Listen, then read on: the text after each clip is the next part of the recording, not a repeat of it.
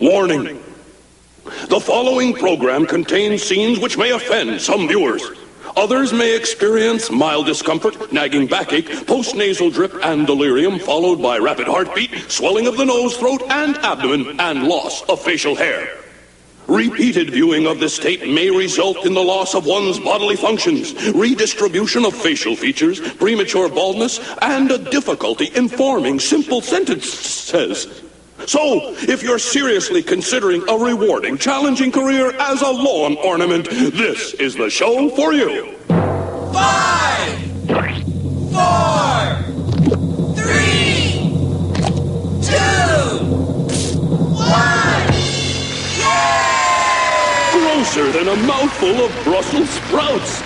More tasteless than a cube of tofu. More revolting than Mom's latest casserole. It's Madball's Gross Jokes. Starring inordinable, disgraceful appearance, Screaming Willie, Freakella, Skullface, Dusty, Oculus Orbus, Hornhead. That's Mr. Hornhead to you, bud. Arg, and Slobulus. I've never seen anything so awful in my entire life. Except maybe that time at the hospital. Dr. Gasly to surgery. Dr. Gasly to surgery. Oh, just look at that, nurse. I've never seen anything so revolting in my entire medical practice. I know, Doctor. It looks like a plate of, spaghetti. Here, you eat it. I need it in surgery. You're gonna be needing surgery. Quick, put it back. He's coming.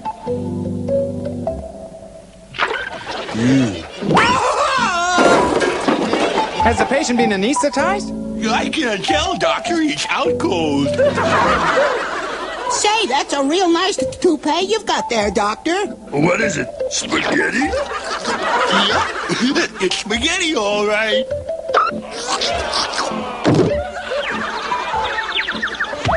Doctor, the invisible man is waiting for you in the waiting room.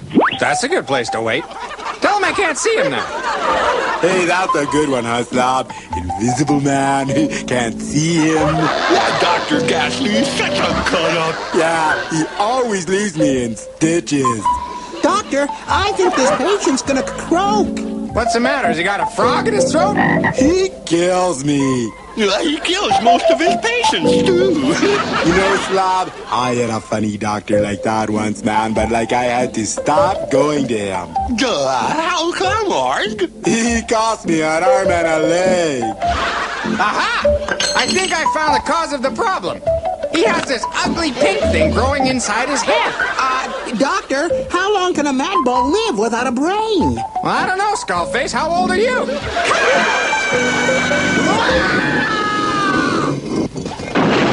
That's all I can stand of this stupid sketch. I want to see something with some redeeming social value. Something with some beauty and grace. Something like... Poetry Corner. O beauteous morning, full of grace, to thee I sing this song of praise. The morning dew upon the leaves, the gentle sway of the trees. Upon a morning such as this, I venture forth, all full of bliss. Across a fragrant grassy knoll, it warms my heart and fills my soul. Until at last upon a hill I sit and listen very still to singing bluebirds in the sky and crickets chirping quite nearby and gentle music of a spring. I am filled with joy, my heart doth sing. You know, I have just one thing to say about that poem.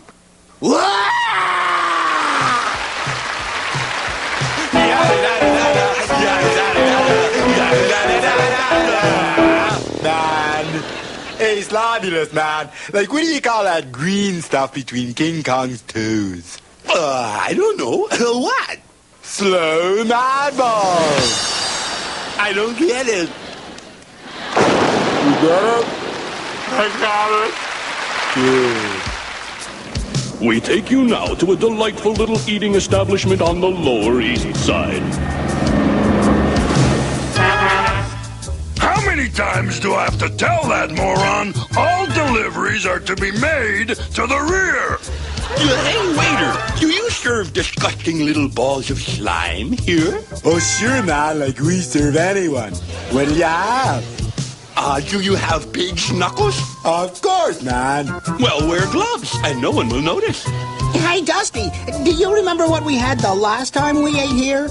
Yeah, stomach cramps. Boy, I'm so hungry, I could eat a horse. Well, you're in luck then. Horse is one of their specialties.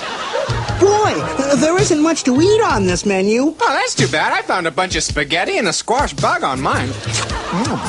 No, sure. Rub it in. Waiter, I'd like something that'll stick to my ribs.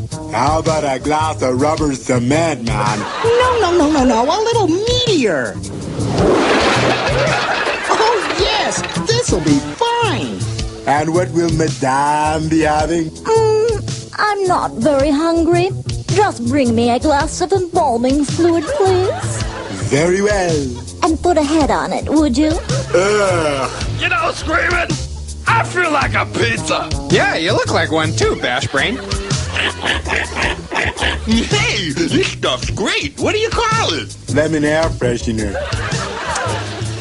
This soup tastes kind of funny. That's not soup. It's Slav foot bath. You moron! Why didn't you tell me? I thought we could share it. Honestly, Slavulist, you aren't fit to eat with pigs. I am too. Hey, wait a minute. I didn't order cow's tongue.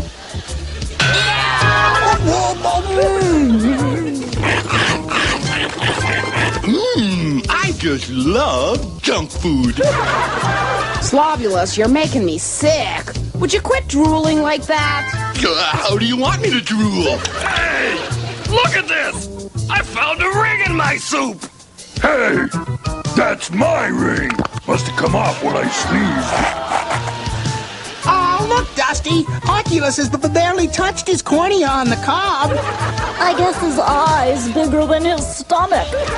Waiter, could you bring a doggy bag for my friend here? Right away, sir, man. I trust everything was, satisfactory. How will you be paying? Actually, I was kind of wondering about that myself. Well, gang, what do you say we make like an atom and split?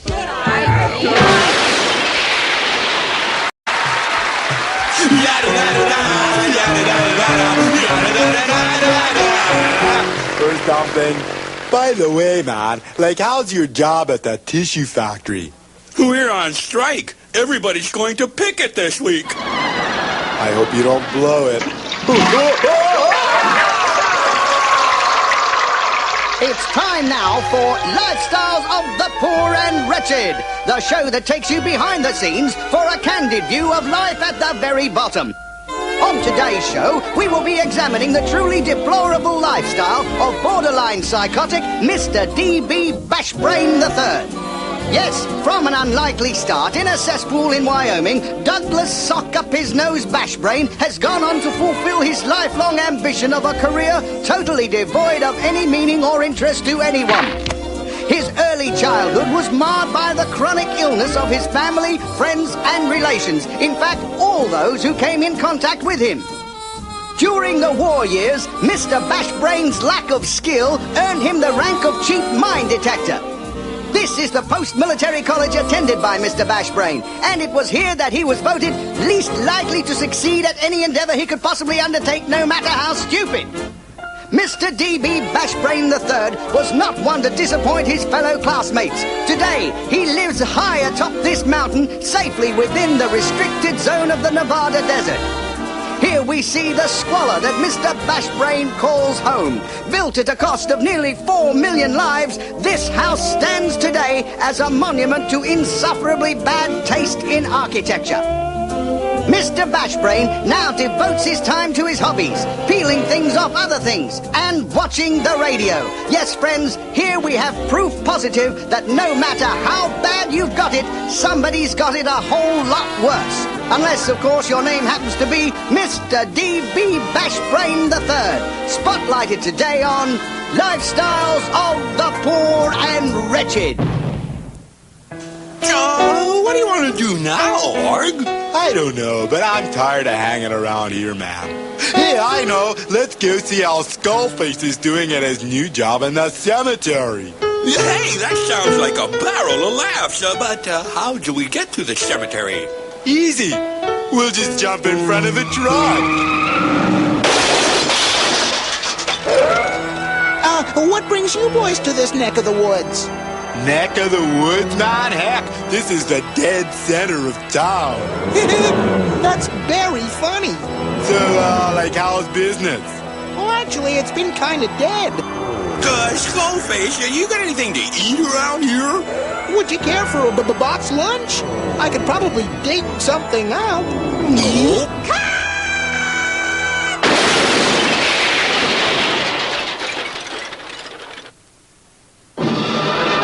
And now the part you've all been waiting for. A boring travelogue, starring someone almost as dry as her field of interest, Dusty Dustbrain. Hello and welcome. Today I have a surprise for you. This summer, the rest of the Madballs and I went on a worldwide tour spanning all 19 continents and visiting many thousands of different countries. Oops.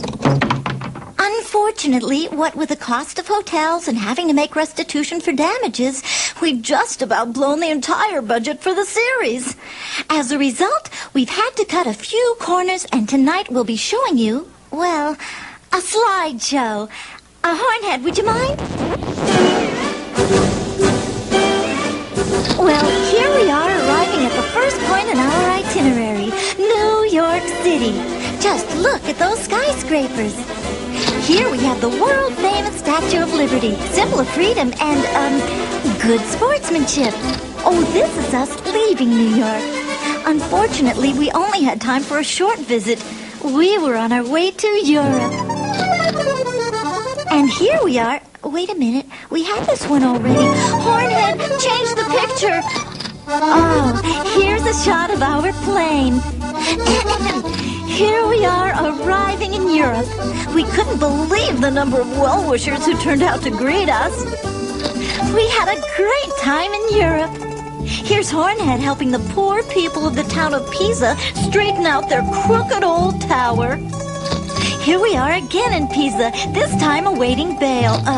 Fortunately, we were able to get across international boundaries before the trial, and at last came to Egypt. As a goodwill gesture, we decided to repair the nose of the Sphinx. Unfortunately, even the best of intentions sometimes go astray, and we were off again. Ugh, France turned out to be a real disaster. I'd just as soon not even discuss it. Oh, here we are in Venice, helping the citizens to get some decent pavement on their streets. Here's Hornhead in Russia, picking one of the giant onions he found. The Russians were very kind to us and even let us work in one of their salt mines till we were able to escape. Here we are, homeward bound, and back home in the good old USA. What a welcome! I think the entire National Guard turned out to greet us. Well, there you have it, an in-depth look at some of the most fascinating places in the world. Until next time, if there is one, toodaloo! Uh-oh!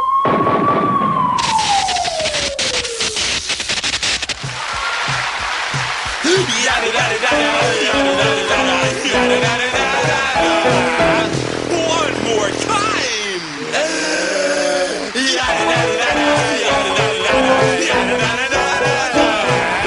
Like, hey, Slobulus, like, what did the fly say after he hit the windshield of a car going 60?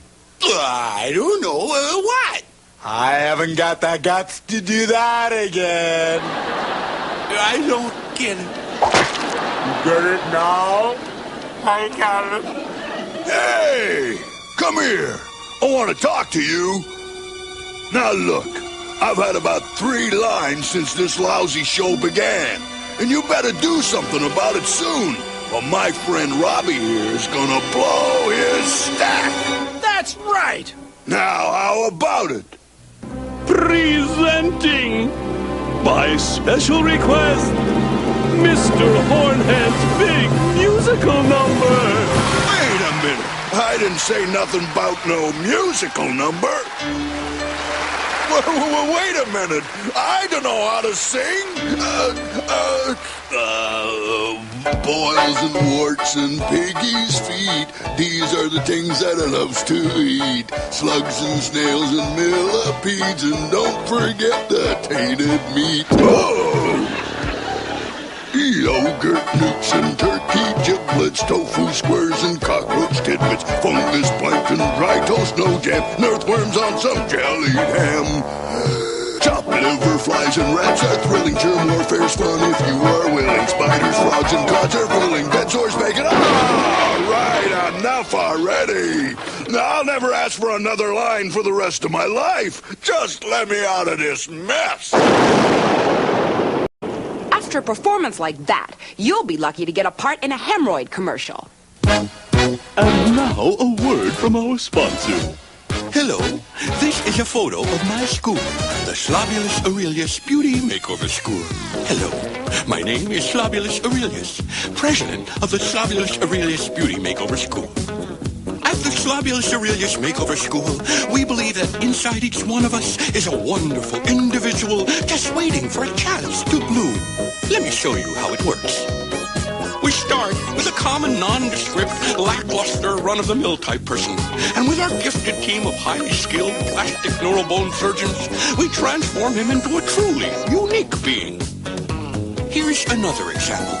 I think you will recognize the profound effect this transformation will have on this person's entire life. Here we see a person who went from a humdrum job in fashion to the exciting career of seeking new employment. Yes, ladies and gentlemen, these are actual unretouched photos of typical beauty makeover school students. So what are you waiting for? Enroll now in the Slobulus Aurelius Beauty Makeover School. And by the way, I'm not only the president, I'm also a member. All right. Class, come to order.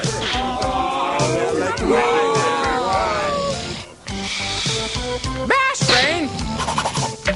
Yeah? Will you please tell me why you're asleep on your desk? Because I was tired. I was up till midnight studying. What time did you start? 11:55. Well, next time, start a little earlier. Remember, the early bird catches the worm. But I already got worm. All right, class, book reports. Hornhead, would you please read yours?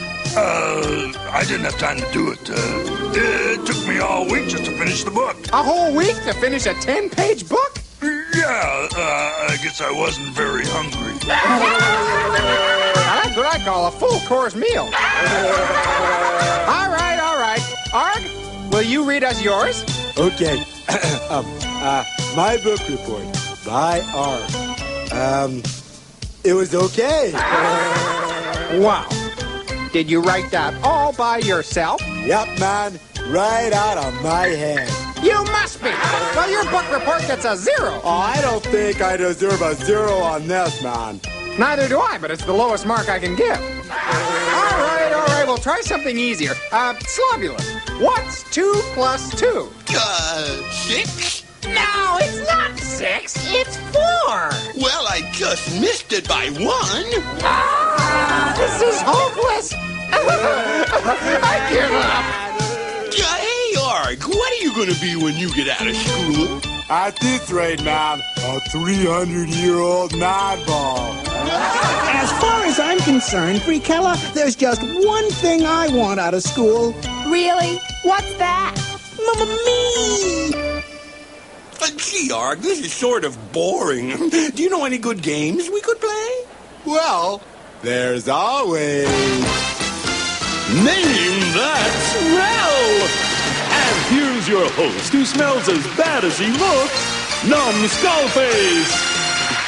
Thank you! All right! Today's smell sensation hidden inside this crate has a unique stench all its own. Each contestant is allowed one guess, and the winner will receive a free frontal lobotomy.